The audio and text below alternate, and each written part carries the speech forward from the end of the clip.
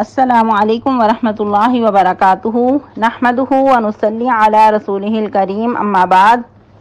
امید کرتے ہیں آپ تمام سسٹرز خیر و عافیت سے ہوں گی اور ایمان کی بہترین حالت میں ہوں گی۔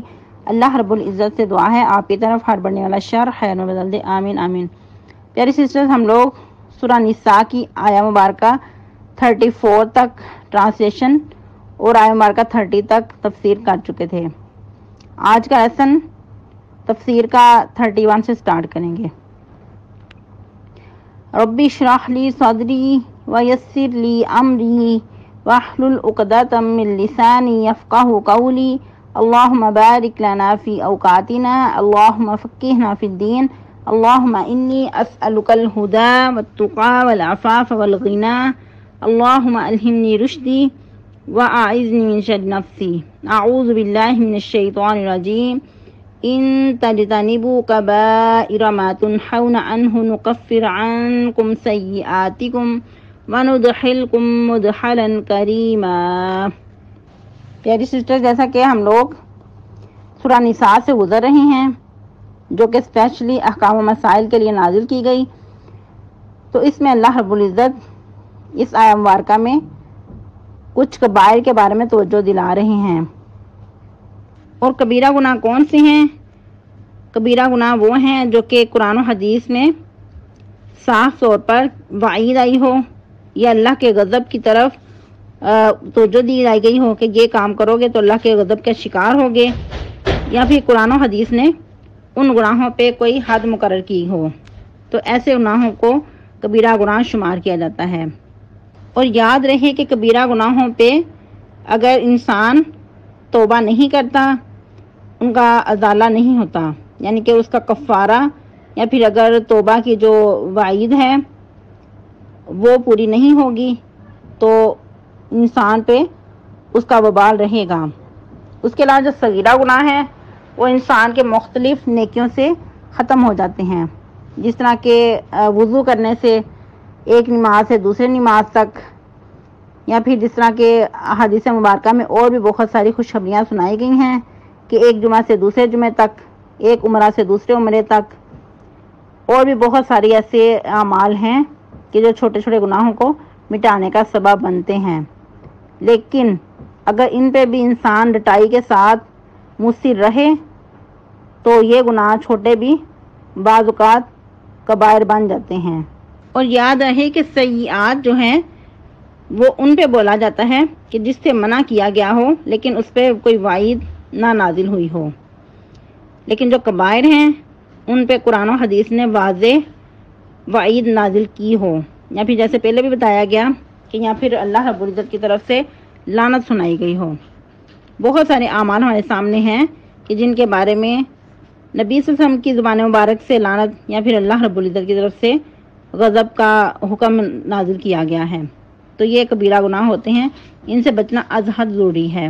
تو اسی لیے اللہ رب العزت فرما رہے ہیں ان تجتنبوا کبائر ما تنہون عنہ نکفر عنکم سیئاتکم، اگر تم بڑے بڑے گناہوں سے بچو گے تو جو چھوٹے گناہ ہیں وہ ہم خود ہی مٹا دیں گے، کیونکہ جو انسان بڑے گناہوں سے بچنے کی کوشش کرتا ہے تو وہ ہو نہیں سکتا کہ وہ پھر چھوٹے گناہوں پہ مصر ہو، وہ یقیناً چھوٹے گناہوں سے بھی بچنے کی کوشش کرے گا۔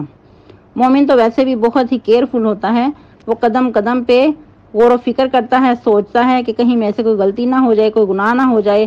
جو اللہ کے احکام و مسائل ہیں، فرائض ہیں، ان کی پابندی کرنے کا وہ عادی ہوتا ہے۔ احادیث مبارکہ کی روشنی میں کچھ کبیرہ گناہوں کے بارے میں دیکھ لیتے ہیں، اور بہت ساری احادیث ملتی ہیں جو کہ کبیرہ گناہوں کی وضاحت کرتی ہیں۔ سیدنا ابو ہریرہ رضی اللہ تعالیٰ عنہ فرماتے ہیں کہ نبی صلی اللہ علیہ وسلم نے فرمایا 7 ہلاک کرنے والے گناہوں سے بچو۔ صحابہ کرام رضی اللہ تعالیٰ عنہم نے پوچھا اے اللہ کے رسول صلی اللہ علیہ وسلم وہ کون کون سے ہیں؟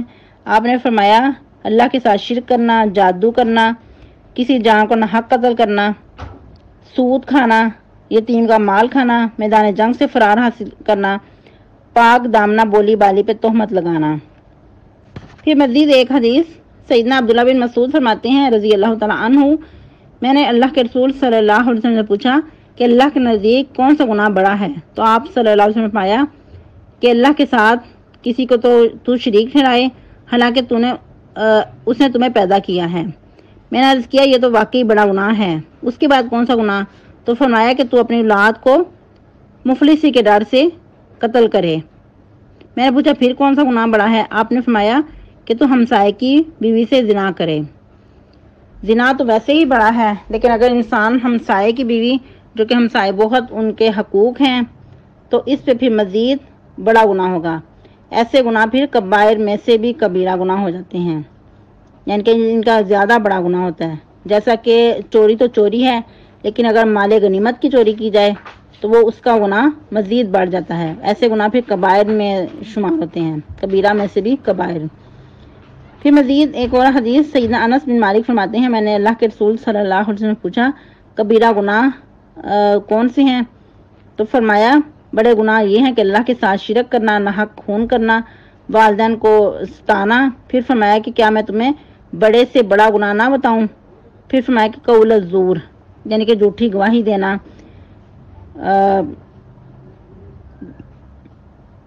یعنی کہ قول الزور، یا پھر کہا کہ جھوٹی گواہی دینا۔ ایک اور حدیث میں آتا ہے کہ آپ نے ٹیک لگائے بیٹھے تھے، آپ نے فرمایا کہ جھوٹ بولنا یا پھر جھوٹی گواہی دینا، یعنی کہ جھوٹی گواہی کے لیے آپ سیدھے ہو کر بیٹھ کے ٹیک چھوڑ کر، گویا کہ کسی اہم بات کی وضاحت کر رہے ہوں۔ اسی طرح قتل تو گناہ ہے ہی، لیکن اگر جس طرح ابھی بات ہوئی کہ اپنی اولاد کو مفلسی کے ڈر سے قتل کرنا، تو یہ مزید بڑا گناہ ہوگا، یعنی کہ ایسے گناہوں کو پھر کبائر میں سے شامل کریں گے۔ اسی طرح زنا جو ہے وہ کبیرہ گناہ ہے، لیکن اگر کوئی اپنی محرمات سے ایسی برائی کرتا ہے تو پھر ایسے گناہ مزید کبائر میں شامل ہوں گے۔ اسی طرح مزید زنا تو زنا ہے کہ جرم ہے ہی، لیکن اگر کوئی برا زانی ہے تو اس کی زیادہ سزا ہے، اس کو پھر مزید کبائر میں شامل کریں گے۔ اسی طرح جس طرح پہلے بھی وضاحت کی گئی کہ جو چھوٹے چھوٹے گناہ ہیں اگر اس کو مسلسل کیا جائے ڈٹائی کے ساتھ تو وہ بھی پھر کبیرہ گناہ میں شمار ہو جاتے ہیں۔ پھر مزید جن گناہوں کے بارے میں یہ وعید ہو کہ اللہ رب العزت قیامت کے دن نظر کرم نہیں کریں گے، یا پھر فرشتوں کی ان پر لعنت ہے، یا پھر مزید کہ اللہ رب العزت ان سے کلام نہیں کریں گے، تو یہ بھی کبیرہ گناہوں میں شامل ہوتے ہیں۔ الغرض کہ جو انسان کبیرہ گناہوں سے بچتا ہے تو اس کو اللہ رب العزت چھوٹے گناہوں سے بچنے کی خود ہی توفیق عطا کر دیتے ہیں۔ جس طرح کہ سورہ نجم میں بھی آتا ہے کہ جو لوگ بڑے بڑے گناہوں سے بچتے ہیں الا اللمم، مگر جو چھوٹے ہو جائیں یا پھر انجانے سے ہو جائیں تو ان کو پھر اللہ تعالیٰ خود ہی معاف کر دیتے ہیں۔ یا پھر مزید بعض اوقات سیئات جو ہیں، جو چھوٹے گناہ ہیں، وہ بڑے گناہوں کا بھی دروازہ کھولتے ہیں۔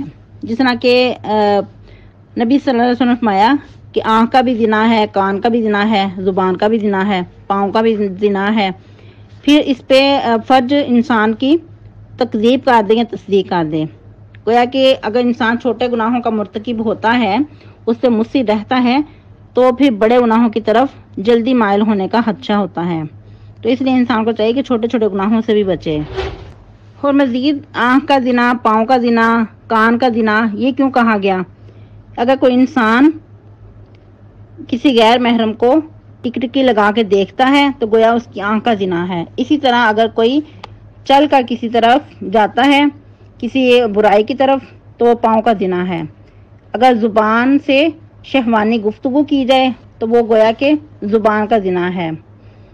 اسی طرح اگر کچھ ایسی شہوانی باتیں سنی جائیں تو وہ کان کا زنا ہوگا۔ پھر مزید انسان کی نفس اگر اس چیز کی خواہش کرتی ہے تو پھر نفس کا زنا ہوگا۔ پھر مزید کیا ہے کہ اگر انسان اس میں مرتکب ہو جاتا ہے تو وہ سارے گناہ پھر برقرار رہتے ہیں، یعنی کہ جو زبان اور کان اور آنکھ کا زنا تھا وہ پھر ہو سکتا ہے کہ وہ بھی کبائر میں شامل ہو جائیں۔ تو اس لیے انسان کو چاہیے کہ ایسے گناہوں سے بہت کوشش کے ساتھ بچے، حتی الامکان اس سے بچنے کی کوشش کرے۔ تو کیا پتہ چلتا ہے کہ جب انسان کوشش کے ساتھ ان سے بچے گا تو پھر جو چھوٹے گناہ ہیں جو کسی نہ کسی وجہ سے ہو گئے تو اللہ تعالیٰ ان کو بھی معاف کر دیں گے۔ پھر مزید کہ اللہ رب العزت ان کو معاف ہی نہیں کریں گے بلکہ کیا فرمایا وَنُدْخِلْكُمْ مُدْخَلًا كَرِيمًا، اللہ تعالیٰ ان کو داخل کریں گے بہت عزت والی جگہ میں داخل کرنا۔ وہ کیا ہے؟ رب تعالیٰ کی جنتیں، جن کی بشارت اللہ رب العزت نے بارہا اپنے نیک بندوں کو دی ہے۔ تو انسان کو چاہیے کہ اس حقیر دنیا سے بچتے ہوئے آخرت کی تیاری کرے اور جنت الفردوس کے لیے کوشش کرتا رہے۔ اور جو ابھی ہم نے کبائر کی بات کی ہے، یہ بہت سارے گناہ ہو سکتے ہیں۔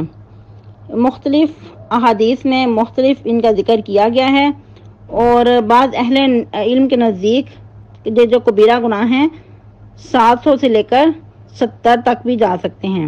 کچھ ایسی کتب بھی ملتی ہیں جن میں ان کا ذکر بارہا کیا گیا ہے، یا پھر مختلف اہل علم نے ان کو ایک ہی جگہ پہ جمع کر دیا ہے۔ تو ہمیں چاہیے کہ ہم ان کتب کا مطالعہ کرتے رہیں تاکہ ہمیں ان سے آگاہی رہے کہ اللہ کے نزدیک کون کون سے گناہ کبیرہ ہیں، تاکہ انسان ان سے بچ کر اللہ کے غضب کے شکار سے بچ جائیں۔ آج کے لیے لیسن اتنا ہی کافی ہے۔ آپ لوگوں نے اچھے سے یاد کرنا ہے اور سنانا ہے، اور مزید آپ لوگوں سے اپیل ہے کہ آپ لوگ لیسن جلدی سنایا کریں اور سبھی سنایا کریں، چھٹی نہ کیا کریں۔ بہت اچھا لگتا ہے جب آپ لوگ شوق اور ذوق سے سناتے ہیں اور ایک دوسرے سے بڑھ کر نکلنے کی کوشش کرتے ہیں، اور کچھ بہنیں بعض اوقات بہت سست ہو جاتی ہیں، تو یہ سستی اپنے سے دور کریں۔ اللہ رب العزت آپ سب کے جو مسائل ہیں، جو پریشانیاں ہیں، دور کریں۔ آمین آمین۔ سبحانک اللہم ربنا و بحمدک نشہد ان لا الہ الا انت نستغفرک و نتوب الیک۔ السلام علیکم ورحمۃ اللہ وبرکاتہ۔